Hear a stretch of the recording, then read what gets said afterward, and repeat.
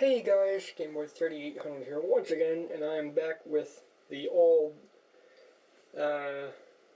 Eurocom M59K, or as I'm calling it, the Alienware mALX R2. And I have it up today to show, or try to test, what kind of upgrades can we do to it. So you take a look on the screen here and we can see the full specs. You can probably see that it's got a dual-core AMD processor at 2.3 GHz, 4 gigs of RAM, and Windows 7 x64. So, can we improve that? Obviously, we probably could put Windows 10 onto here, but I don't want to because Windows 10. We probably could put in a better CPU. In fact, I know we can. There is a AMD TL68, which is at 2.4 gigahertz. But I looked on eBay and it is $100 from China. So no thank you. The memory, however, I do have that on hand. We can see if we can increase that as well. And I thought, why not make this a little mini-series? I have a few old computers laying around. How high can we get their memory to go? Of course, you can throw in as much memory as you want, but it won't always be supported. And we're going to see what the limit is. A prime example of this is the M5700 Alienware unit I have. It's got 4 DDR2 memory slots, but only supports 3 gigabytes of memory. You can put in 8, 12, however much you have, but it will only recognize 3 gigabytes of it. So yeah, let's see how much the mALX can handle. So we got to shut this down and flip it over and unscrew some panels. Let's go ahead and get right to it. Alright, here it is. It is shut down. I'm going to go ahead and unplug the Wi-Fi adapter and the power adapter.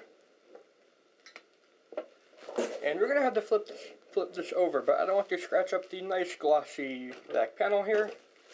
So I'm going to use the bubble wrap that it came with.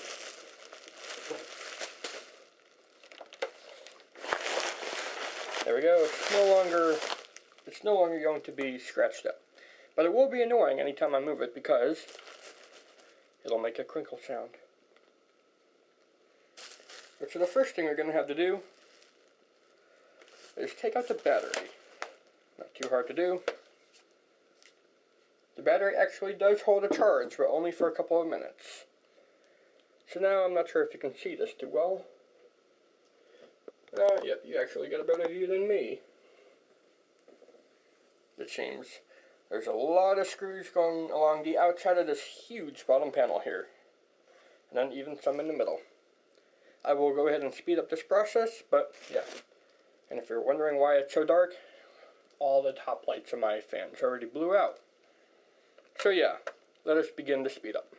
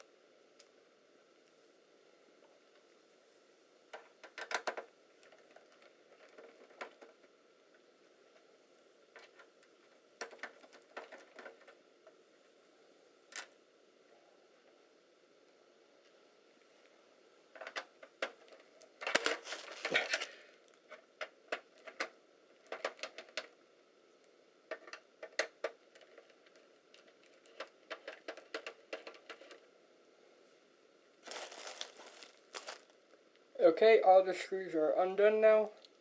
Some of them stuck in there, but we should be good to lift it up. There we go.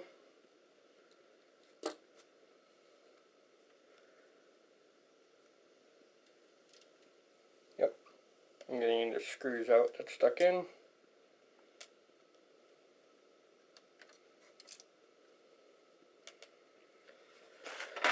And there we go, set that aside, and here you can see the inside guts of it. I'm going to get the screws off of the machine so that when I flip it over, they won't all fall out and get lost. Granted, they will probably still get a little bit lost anyways. Let's put them on the bottom panel itself. That way if they get lost, they'll get lost on their own panel. Alright, so here you can see the inside guts. We have two fans here cooling down the processor, and then the video card here with its own heat pipes and, heatsink assembly all on its own. There is a big open space here for another video card, but that is not installed. I don't have another one to put into. It has a unique connection that I think even if I wanted to, like, hey, here's a Radeon X800. Looks like I probably could put it in there, but because it's got an extra connector here, that's probably the SLI connector or something, it will of course not work. And this is a dead Radeon X800 anyways, because I have like 8 of those or something now. So the memory cards are right here. They're nice and easy to get to. We're going to be leaving the bottom panel off throughout this whole thing so that it'll be easy to put the old memory back in. So yep, here's the old memory, not too hard to get out.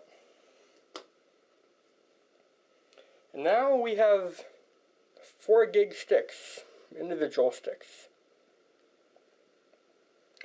Oh, you can't see that, come on, there you go.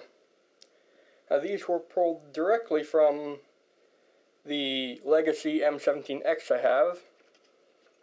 These 2 4 gig sticks were $90 on eBay.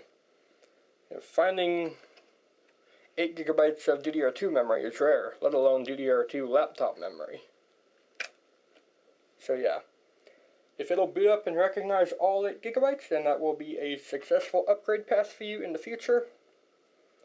And we probably could go ahead and replace the thermal compound on here, but I haven't noticed any significant heat issues, so I think it'll be okay. So what we're going to do now is put the battery back in. Not too hard to do either. And we're going to have to find some way to keep the fans lifted up. So I'm going to have to get some kind of little lifter here to put in the corner here so that it'll, lift up like how it's got a rubber foot on the battery here. But, what can you do? Okay, I think I found something. 1 or 2 of these old hard drives I have just sitting here should be good enough to lift it up. Nice and good. Hey, the heavens have spoken and we get light, but only for a second. And yep, that hard drive is lifting it up nice and good. Stupid lights. I need a new light fixture. Like right above this table would actually be really good. Plug in the adapter, get the Wi-Fi adapter so that it'll go online if I wanted to. And alright, let's open it up. Get you tilted up so that you can see the screen. Zoom it in as well.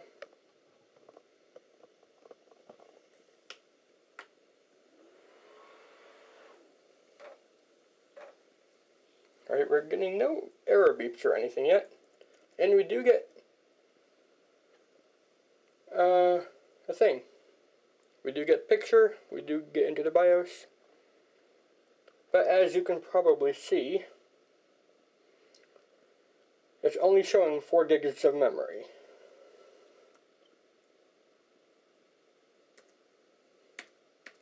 Alright, so let's go ahead and exit. maybe Windows will see all of it.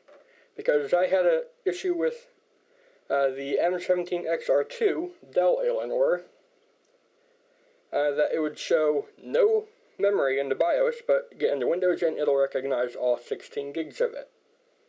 So maybe that's a similar thing here. Will we be able to see 8 gigabytes of system memory in Windows? Let's find out.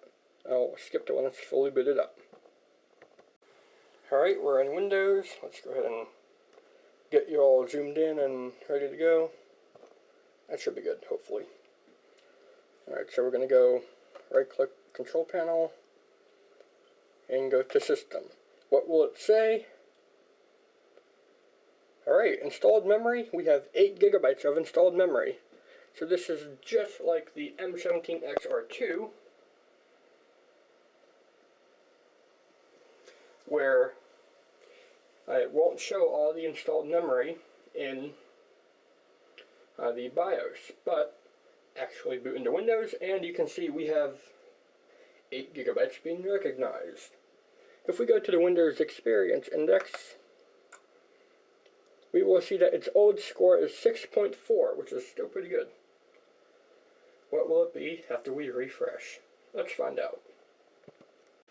Alright, it just did a test and we still have the exact same score for memory as 6.4. So no increase in performance, or maybe it helped increase the processor. I didn't look at that. I only looked at memory. Maybe it did increase it by a little bit. Maybe. If not, then oh well. You still have more capacity and it is still good. So if you have an old system like this, old Clevo or Alienware mALX that supports DDR2, then you can go ahead and throw 8 gigabytes of memory into it. No problem, it will work as intended, I assume. Anyways, I think that's going to be it for this video.